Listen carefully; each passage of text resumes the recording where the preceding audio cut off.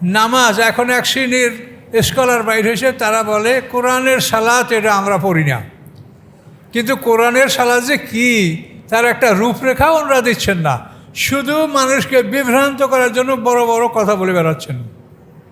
এ নামাজ ঠিক না, কোরআনে এই সালাতের কথা বলা হয় নাই, কোরআনের সালাত এই সেই, কিন্তু তার একটা স্ট্রাকচার বা তার একটা আপনি যে পাবেন যে এটা এরকম কিছু তারা স্পষ্ট বলছে না।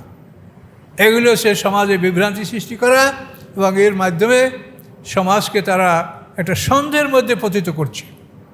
এটা মারাত্মক জিনিস। নামাজ কেমন করে ভুল হয়? রাসূল সাল্লাল্লাহু আলাইহি ওয়াসাল্লামের পিছে সাহাবীরা নামাজ পড়ছেন কয় ওয়াক্ত? 5 ওয়াক্ত। তো 5 ওয়াক্ত নামাজ যদি আপনি একটা লোকের পিছে পড়েন, সেইটা কি ভুলে যাওয়ার কথা? আজকে পড়ছেন 5 ওয়াক্ত, কালকে পড়ছেন 5 ওয়াক্ত, পরশু 5 ওয়াক্ত, প্রতিদিন আপনি 5 ওয়াক্ত নামাজ একটা মানুষের মাঝে পড়লে এইটা কি ভুল হতে পারে বলেন? এটা কীরকম কথা বলেন যে রাসূলের নামাজ আমরা জানি না? এইভাবে সাহাবায়ে কেরাম রাসূলের নামাজ পড়েছেন। সাহাবায়ে কেরামদের যুগ শেষ হয়েছে, আল্লাহ রসুলের অসুস্থতার সময়ই তো আবু বকর সিদ্দিক ইমামতি শুরু করেছেন।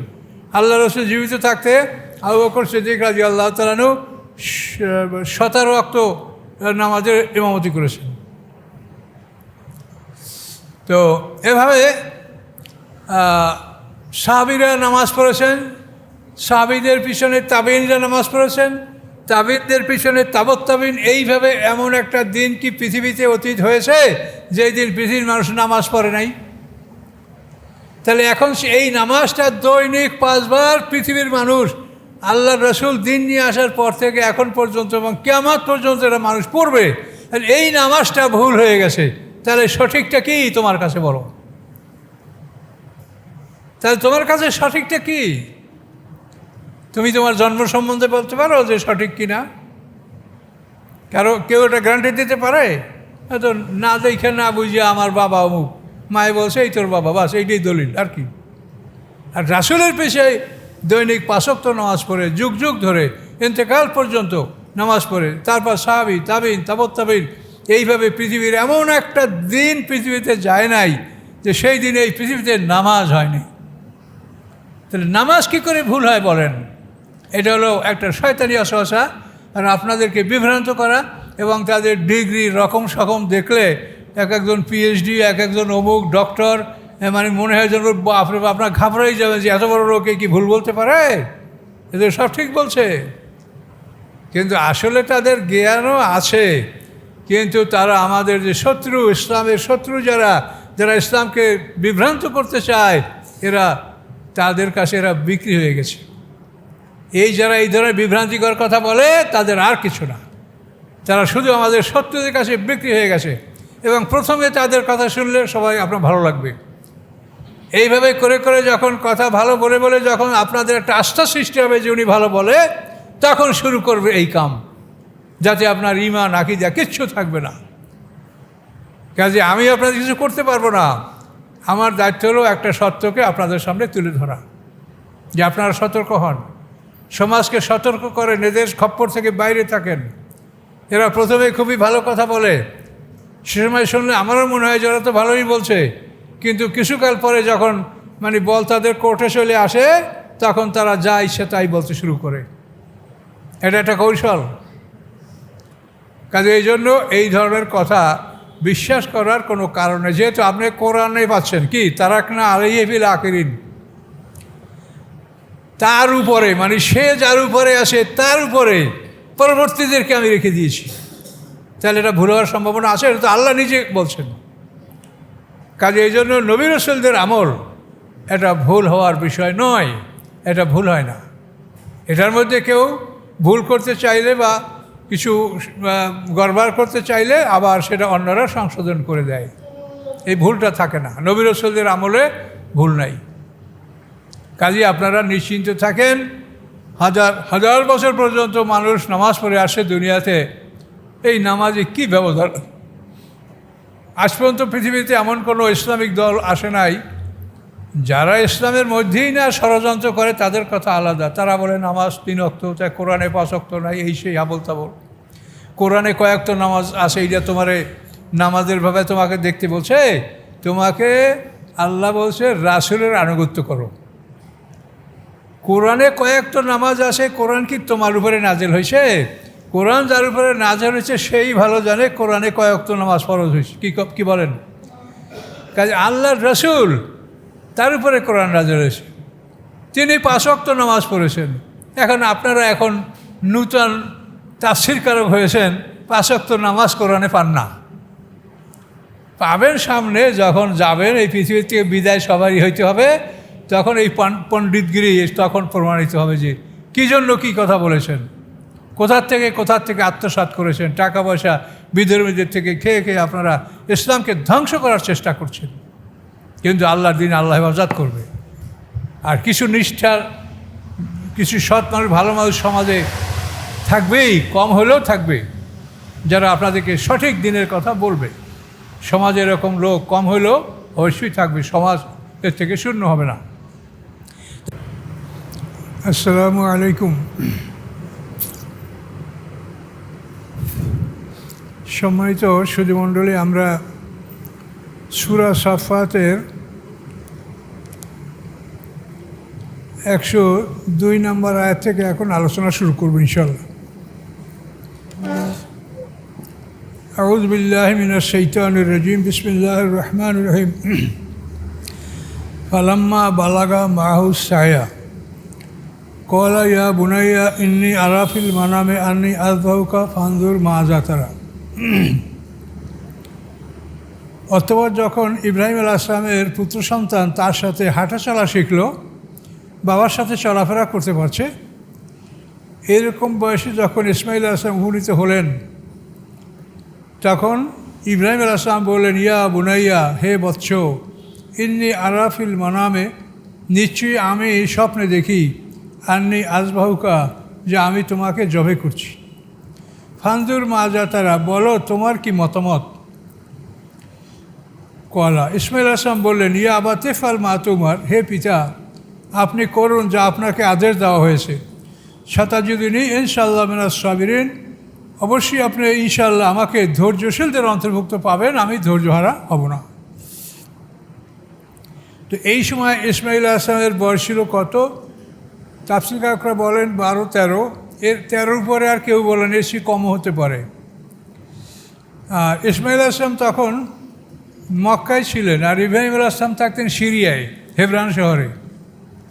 তো ইব্রাহিম আলাইহিস সালাম মাঝে মাঝে ওই সিরিয়ার হেবরান শহর থেকে মক্কায় চলে আসতেন। তার বিবি হাজেরা তাকে দেখাশোনা করতেন এবং সন্তানের খোঁজখবর নিতেন। তো এই সময় ও বিবি হাজেরা জীবিত আছেন, মা বাবা ইব্রাহিম আলাইহিস সালাম, মা হাজেরা উভয় জীবিত আছেন। এই সময় ইসমাইল আলাইহিস সালামের এই কুরবানির ঘটনাটা ঘটে। তো ইসমাইল আলাইহিস সালাম সে বালক, তারপরও সে বললেন যে ইনশাআল্লাহ আপনি আমাকে ধৈর্যশীলদের অন্তর্ভুক্ত পাবেন। ফালাম্মা আসলামা ওয়াতাল্লাহু লিল জাবিন, অতঃপর যখন তারা দুজন একমত হলেন, দুজন আল্লাহর কাছে আত্মসমর্পণ করলেন, ওয়াতাল্লাহু লিল জাবিন, এবং ইসমাইল আলাইহিস সালামকে কাত করে শোয়ানো হলো জবার উদ্দেশ্যে। জবার উদ্দেশ্যে শোয়ানোর পরে তার গলায় ছুরি চালিয়ে দেওয়া হলো। আল্লাহ বলেন, নাদাইনাহু ইয়া ইব্রাহিম, আমি তাকে ডাক দিলাম, হে ইব্রাহিম, কদ সাদ্দাক্তা রুয়া, তুমি স্বপ্ন বাস্তবায়িত করেছো। ইন্না কাযালিকা নাজিল মুহসিনিন, নিশ্চয়ই এভাবেই আমি সৎকর্মশীলদেরকে মুক্তি দিয়ে থাকি। মানে অনেক কথাই উজ্জ্ব আছে যে ইব্রাহিম আলাইহিস সালাম যখন ইসমাইল আলাইহিস সালামকে জবে করার নিয়তে শোয়াইছেন, তখন ইসমাইল আলাইহিস সালামের চক্ষু বন্ধ ছিল, ইব্রাহিম আলাইহিস সালামেরও চক্ষু বন্ধ ছিল, যে একে অপরের দিকে তাকালে এটা খারাপ প্রতিক্রিয়া সৃষ্টি হতে পারে, অথবা মায়া মমতার টানে কেউ এই কাজ করতে সে ব্যর্থ হতে পারে। তো এমতো অবস্থায় সে মানে চক্ষু বন্ধ করা, চক্ষু ঢাকা অবস্থায় যিনি জবে করেছিলেন, তো এই জন্য তিনি বুঝতে পারছিলেন না যে আমি কি করছি। ইসমাইল আলাইহিস সালামের গলায় বারবার ছুরি চালাচ্ছেন, ধার পরীক্ষা করছেন, কাটে না। আল্লাহ তাআলার হুকুমে কি ছুরি কোনো কিছু কাটে? তাফসীরকাররা বলেন যে গলায় তামার পাত দিয়ে আল্লাহ তাআলা মুড়িয়ে দিয়েছিলেন, যার জন্য এই ছুরি কোনো কাজ করছিল না। ইব্রাহিম আলাইহিস সালাম রাগ করে একবার পাথরের উপরে আঘাত করছিলেন, তো পাথরটা কেটে দ্বিখণ্ডিত হয়ে গেছে। এই চিহ্নটা সাবির পাহাড়ের কিনারায় ইব্রাহিম আলাইহিস সালামের কোরবানির স্থানে এই পাহাড় কাটা অবস্থাটা এখনও আছে। এগুলো অনুসন্ধান করলে হয়তো আপনারা দেখতে পাবেন, এটা এখনও আছে। তো এভাবে ইব্রাহিম আলাইহিস সালাম যখন ছুরি চালালেন, তখন তো জবার কিছু বাকি থাকে না, জবা হয়েই গেল, কিন্তু রক্ষা করলে আল্লাহ করেছেন। তা আল্লাহ বলেন, ও না দেই না ইয়া ইব্রাহিম, আমি তাকে ডাক দিলাম, হে ইব্রাহিম, কদ সাদ্দাক্তার রুয়া, তুমি তোমার স্বপ্ন বাস্তবায়িত করেছো। ইন্না কাযালিকা নাজিল মুহসিনিন, এভাবেই আমি সৎকর্মশীলদেরকে মুক্তি দিয়ে থাকি। তো এখন এই জবায় আমাদের সামনে যে তাকবীরের তারশিক আমরা পড়ি, সেটা কি? আল্লাহু আকবার, আল্লাহু আকবার, লা ইলাহা ইল্লাল্লাহ, আল্লাহু আকবার, আল্লাহু আকবার, ওয়ালিল্লাহিল হামদ। এই তো তাকবীরের তারশিক। এই তাকবীরের তারশিকটা এইখান থেকে সৃষ্টি হয়েছে। ইব্রাহিম আলাইহিস সালাম সন্তানকে জবে করেছেন চক্ষু বন্ধ অবস্থায়, তিনি বলেছেন আল্লাহু আকবার, এটা ফরজ বলা। আল্লাহু আকবার না বলে পশু জবে করলে সেটা খাওয়া হালাল হবে না। আচ্ছা, এরপরে সেই ইসমাইল আলাইহিস সালামকে সেখান থেকে হটিয়ে পাল্টিয়ে সেখানে যে একটা ভেস্ট থেকে দুম্বায় নিয়ে ইব্রাহিম আলাইহিস সালামের ছুরির নিচে রাখা হলো, এই দুম্বাটা জবে বৈধ হওয়ার জন্য সেটার উপরে তো আল্লাহু আকবার বলা প্রয়োজন আছে। কাজে জিবরিল আমিন ওই দুম্বাটার উপরে আল্লাহু আকবার বলেছেন, আর ছুরিটা ইব্রাহিম আলাইহিস সালাম চালিয়েছেন। যারা একসঙ্গে মিলে জবে করে, যে কোনো একজনের দোয়া পড়লে সবার পক্ষ থেকে আদায় হয়ে যায়। তাহলে জিবরিল আমিন দুম্বার উপরে বললেন আল্লাহু আকবার। এরপরে ইব্রাহিম আলাইহিস সালাম যখন রক্ত প্রবাহিত হওয়ার আওয়াজ শুনতে পাইলেন, তখন তিনি মনে করলেন যে আমি ছেলেকে জবে করে ফেলেছি।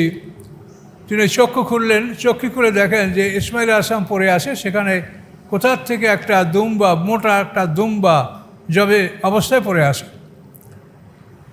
তখন তিনি বললেন লা ইলাহা ইল্লাল্লাহ, আল্লাহু আকবার, যে আল্লাহ ছাড়া কোনো মাবুদ নেই, আল্লাহ সবার বড়, আল্লাহ সর্বশ্রেষ্ঠ।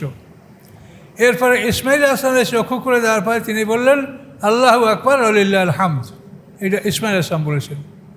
তাহলে ইব্রাহিম আলাইহিস সালাম বললেন আল্লাহু আকবার, জিবরিল আমিন বললেন আল্লাহু আকবার, ইব্রাহিম আলাইহিস সালাম আর বললেন লা ইলাহা ইল্লাল্লাহ, আল্লাহু আকবার, ইসমাইল আলাইহিস সালাম বললেন আল্লাহু আকবার ওয়ালিল্লাহিল হামদ।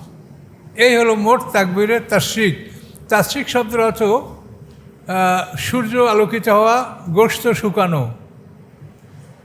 তো এই তাকবীরের তারশিক আমরা যারা জামাতে নামাজ পড়ব 9 আরাফা মানে জিলহজ মাসের 9 তারিখের ফজর হতে 13 তারিখের আসর পর্যন্ত 4.5 দিন এই তাকবীরে তারশিকটা পড়া 5 ওয়াক্ত নামাজের পিছনে এটা ওয়াজিব।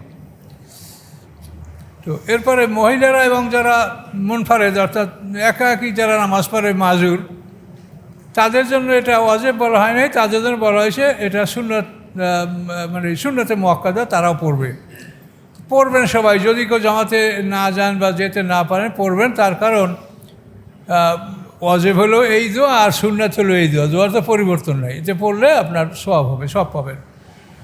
আর এটার সাথে সাথে স্মরণ করতে হবে যে এই তাকবীরটা আমরা কোথা থেকে পেয়েছি, কথাগুলো কার? ইব্রাহিম আলাইহিস সালাম আল্লাহু আকবার বলেছেন, জিবরিল আমিন আল্লাহু আকবার বলেছেন, আবার ইব্রাহিম আলাইহিস সালাম চোখ খোলার পরে লা ইলাহা ইল্লাল্লাহ, আল্লাহু আকবার বলেছেন, আবার ইসমাইল আলাইহিস সালামকে খুলে দেওয়ার পরে তিনি বলেছেন আল্লাহু আকবার ওয়ালিল্লাহিল হামদ। এটা হচ্ছে তাকবীরের তাশরিক। আমাদের এই শরীয়তটা অধিকাংশই হযরত ইব্রাহিম আলাইহিস সালাম থেকে গ্রহণ করা হয়েছে। মিল্লাতা আবিকুম ইব্রাহিম, আল্লাহ বলছেন তোমাদের এই ধর্মাদর্শ, তোমাদের এই দিন তোমাদের পিতা ইব্রাহিম আলাইহিস সালামের দিন। ইন্না হাযা লাহুল বালাউল মুবিন, আল্লাহ বলে নিশ্চয়ই এটা একটা স্পষ্ট, একটা পরিষ্কার স্পষ্ট একটা বড় ধরনের পরীক্ষা, যে তার 99 বছর বয়সে বা 98 বছর বয়সে এই জন্মের তারিখটা সম্বন্ধে বিভিন্ন তাফসির বিভিন্ন লেখা, 88 লেখেও, আবার 99, কেউ 98, যাই হোক এই সময়ের মধ্যেই বার্ধক্যে ইসমাইল আলাইহিস সালাম জন্মগ্রহণ করেছেন বার্ধক্যে একটা সন্তান, আর কোনো সন্তান নাই। এই সন্তানটাকেই আল্লাহ তাআলা জবাই করতে বললেন। আল্লাহ তাআলা পরীক্ষা করলেন যে ইব্রাহিম আলাইহিস সালাম সে আমার কাছে আত্মসমর্পণ করেছে, কতখানি আত্মসমর্পণ করেছে, তার আত্মসমর্পণের ধরনটা কেমন, এটা দেখার জন্য আল্লাহ তাকে এই আদেশ দিয়েছিলেন। এবং ইব্রাহিম আলাইহিস সালাম সেখানে উত্তীর্ণ হয়েছেন, একেবারে সম্পূর্ণরূপে উত্তীর্ণ হয়েছেন। আল্লাহ বলেন ফাদাইনাহু বিযিবহিন আযীম, আমি মুক্তি দিলাম তাকে, অর্থাৎ ইসমাঈল আলাইহিস সালামকে বিযিবহিন আযীম, মোটা একটা জবের বিনিময়ে, একটা বড় জবা, একটা বড় ধরনের শক্তিশালী স্বাস্থ্যবান দুম্বা, এই জবার বিনিময়ে আল্লাহ বলেন আমি ইসমাঈল আলাইহিস সালামকে মুক্তি দিলাম। ও তারাকনা আলাইহি ফিল আখিরিন, এবং আমি রেখে দিয়েছি ইব্রাহিম আলাইহিস সালামের উপরে পরবর্তীদের মধ্যে, অর্থাৎ ইব্রাহিম আলাইহিস সালাম যার উপরে আসে পরবর্তীদেরও একটা দল তার উপরে থাকবে। এই জিনিসটা ভালো করে বোঝেন। তরাক না, আমি রেখেছি, আল্লাহ বলেন আমি রেখেছি আলাইহি ইব্রাহিম আলাইহিস সালামের উপরে ফিল আখারিন, পরবর্তীদের মধ্যে। যদি ফি না দিয়ে বলে আখারিন, তাহলে সবাই তো ইব্রাহিম আলাইহিস সালামের মিল্লাতের উপরে নাই, সবাই তো মানে না। এই জন্য ফিল আখিরিন মানে পরবর্তীদের মধ্যে এক শ্রেণীর লোক, একদল আছে যাদেরকে আল্লাহ বলেন আমি ইব্রাহিম আলাইহিস সালামের নিয়মের উপরে, তরিকার উপরে, তার সুন্নাতের উপরে আমি রেখেছি।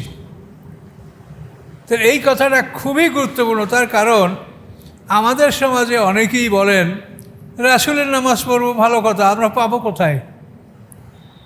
এটা হলো শয়তানের ওয়াসওয়াসা। এই কথাটা দেখেন আপনি কতবার এখানে পাচ্ছেন।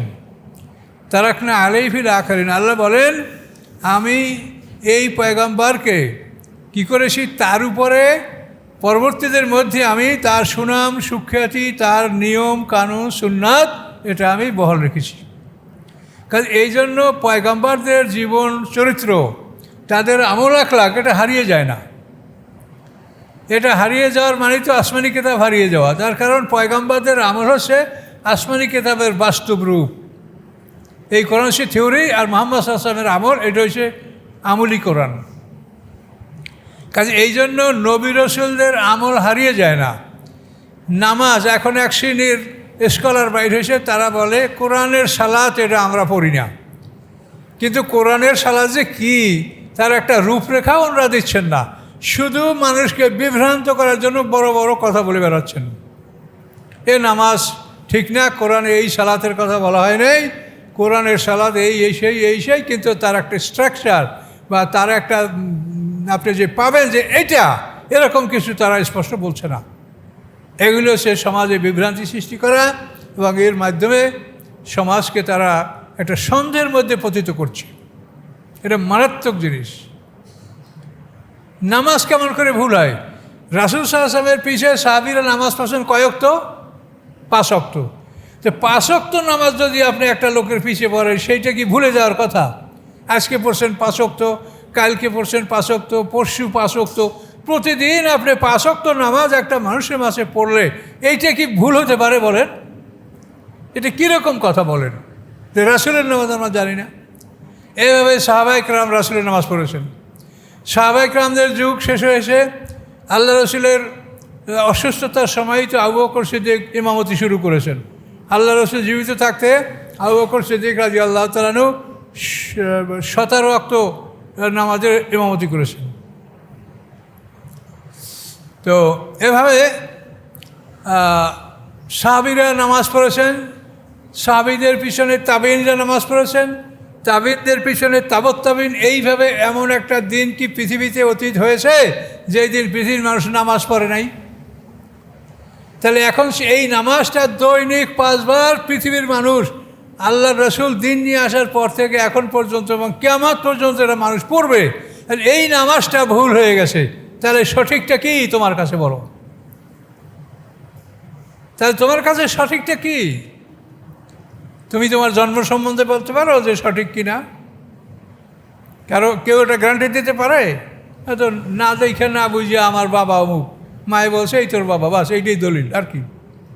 আর রাসূলের পেশে দৈনিক 5 ওয়াক্ত নামাজ পড়ে যুগ যুগ ধরে ইন্তেকাল পর্যন্ত নামাজ পড়ে, তারপর সাহাবী তাবেঈন তাবৎ তাবেঈন এইভাবে পৃথিবীর এমন একটা দিন পৃথিবীতে যায় নাই যে সেই দিনে এই পৃথিবীতে নামাজ হয়নি। তাহলে নামাজ কী করে ভুল হয় বলেন?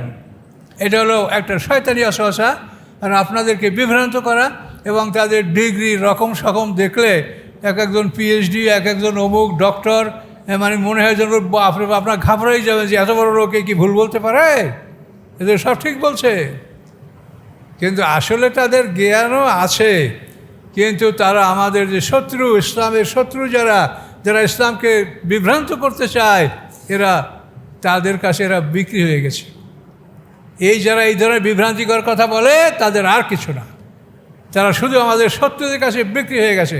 এবং প্রথমে তাদের কথা শুনলে সবাই আপনার ভালো লাগবে। এইভাবে করে করে যখন কথা ভালো বলে বলে যখন আপনাদের একটা আস্থা সৃষ্টি হবে যে উনি ভালো বলে, তখন শুরু করবে এই কাম, যাতে আপনার ঈমান আকীদা কিচ্ছু থাকবে না। কাজে আমি আপনাদের কিছু করতে পারবো না। আমার দায়িত্ব হলো একটা সত্যকে আপনাদের সামনে তুলে ধরা, যে আপনারা সতর্ক হন, সমাজকে সতর্ক করেন, এদের খপ্পর থেকে বাইরে থাকেন। এরা প্রথমে খুবই ভালো কথা বলে, সে সময় শুনলে আমারও মনে হয় যে ওরা তো ভালোই বলছে, কিন্তু কিছুকাল পরে যখন বল তাদের কোর্টে চলে আসে, তখন তারা যা ইচ্ছে তাই বলতে শুরু করে। এটা একটা কৌশল।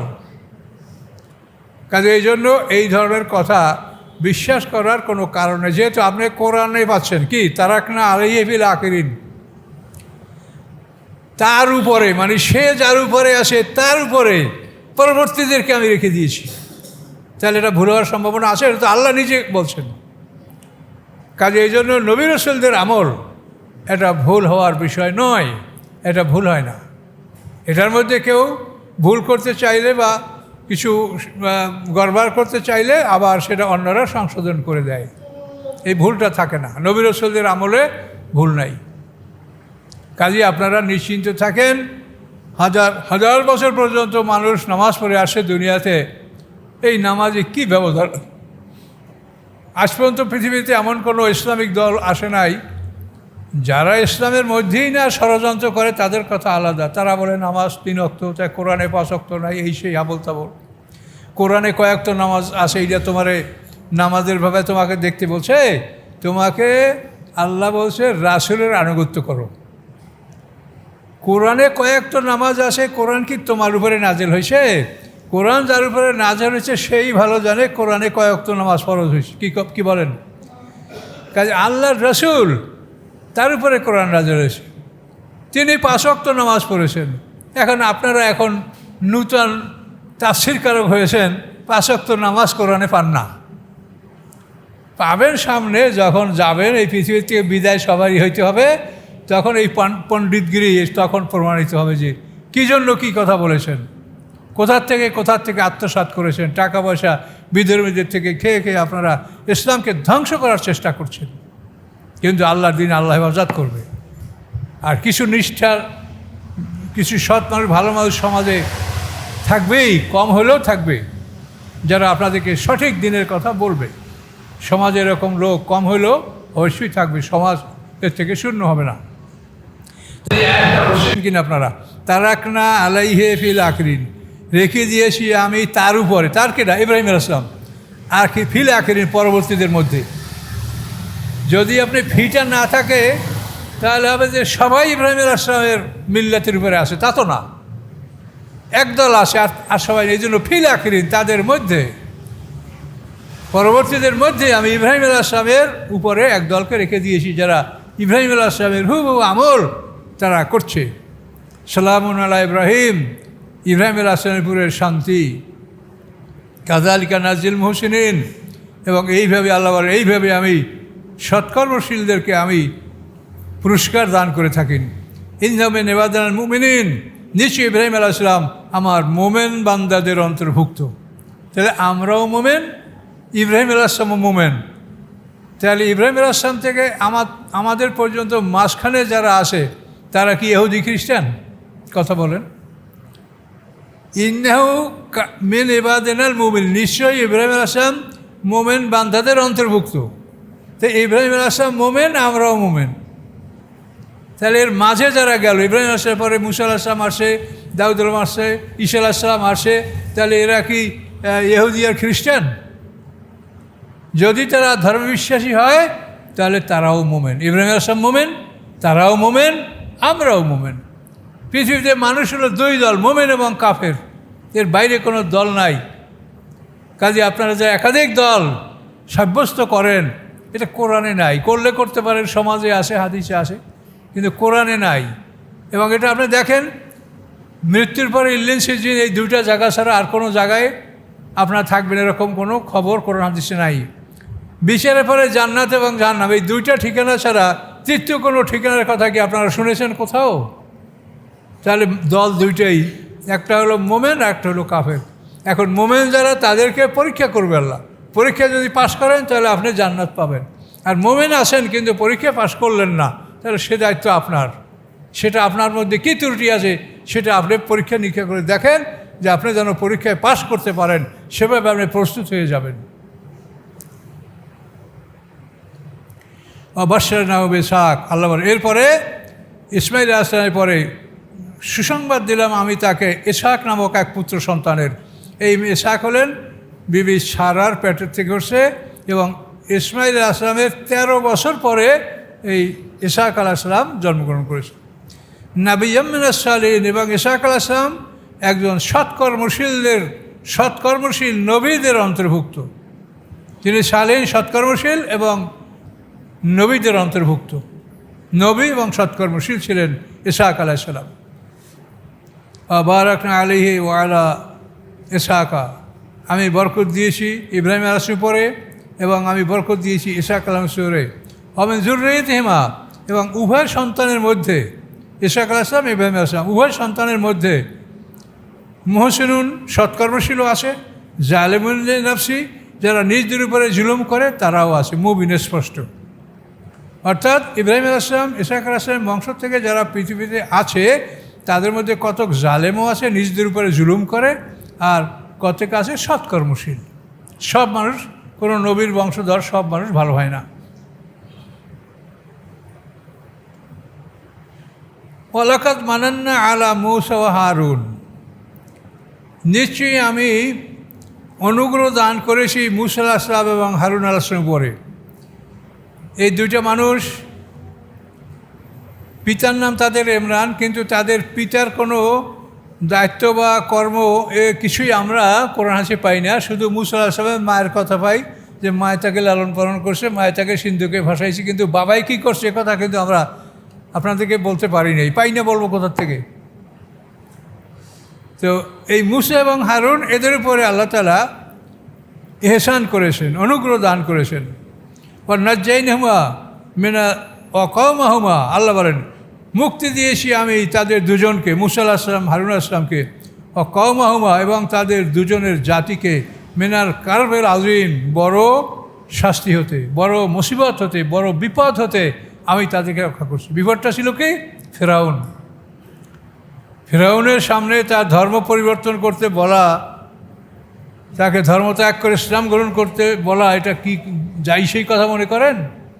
যে সমস্ত বনী ইসরাঈলকে গোলাম করে রেখেছিল, 350 বছর সে মিশর শাসন করেছে। এই জন্য বলেন যে বড় মুসিবতে তারা ছিল, মূসা আলাইহিস সালাম, হারুন আলাইহিস সালাম, আমি তাদেরকে এই মুসিবত থেকে মুক্তি দিয়েছি। মূসা আলাইহিস সালাম, হারুন আলাইহিস সালাম যখন ফেরাউনের কাছে গেছে, তখন ফেরাউন ভীত হয়ে গেছে, তাদের সামনে কোনো বেয়াদবি বা কোনো খারাপ কথা বলার সাহস করে নাই। তার কারণ, বলবা তুমি শক্তি কোথার থেকে পাবা? শক্তি তো আল্লাহ দিবে, তোমার জীবের মালিক আল্লাহ।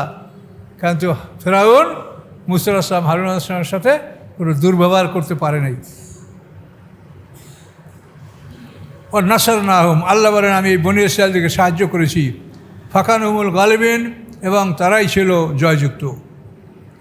ও আতাইনাহুম আল কিতাব আল মুস্তাবিন, এবং দিয়েছি আমি উভয়কে কিতাব আল মুস্তাবিন, উজ্জ্বল কিতাব, স্পষ্ট বিশদ ব্যাখ্যা সম্পন্ন কিতাব আমি তাদেরকে দিয়েছি, সেটা হলো তাওরাত কিতাব।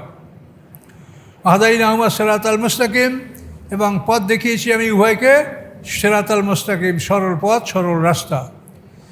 ও তারাকনা আলাইহিমা ফিল আখিরিন, এবং রেখে দিয়েছি তাদের উভয়ের উপরে পরবর্তীদের মধ্যে। এই তাদের উভয়ের উপরে আমি পরবর্তীদের মধ্যে একটা সম্প্রদায় রেখেছি যারা মূসা এবং হারুন আলাইহিস সালামকে হুবহু অনুকরণ করবে। তাহলে এখন দেখেন, প্রত্যেক পয়গম্বরের ব্যাপারে আল্লাহ গ্যারান্টি দিয়েছেন যে পয়গম্বরদের তিরোধানের পরে যারা থাকে তাদের মধ্যে থেকে অন্তত একটা দল এমন থাকে যারা পয়গম্বরদের রীতিনীতির উপরে থাকে। কাজে পয়গম্বরদের আদর্শ এটা হারিয়ে যায় না। মুহাম্মদ সাল্লাল্লাহু আলাইহি ওয়াসাল্লামের নামাজও হারিয়ে যায় নাই, তার সুন্নাতও হারিয়ে যায় নাই, তার জীবন ব্যবস্থা কোনোটাই হারিয়ে যায় নাই। পৃথিবীর মানুষ আল্লাহ রসুলকে জীবনের চাইতে ভালোবাসে, আল্লাহ রসুলের কোনো কর্মকে মুসলমানরা হারিয়ে ফেলে নাই। বলেন সত্য কিনা?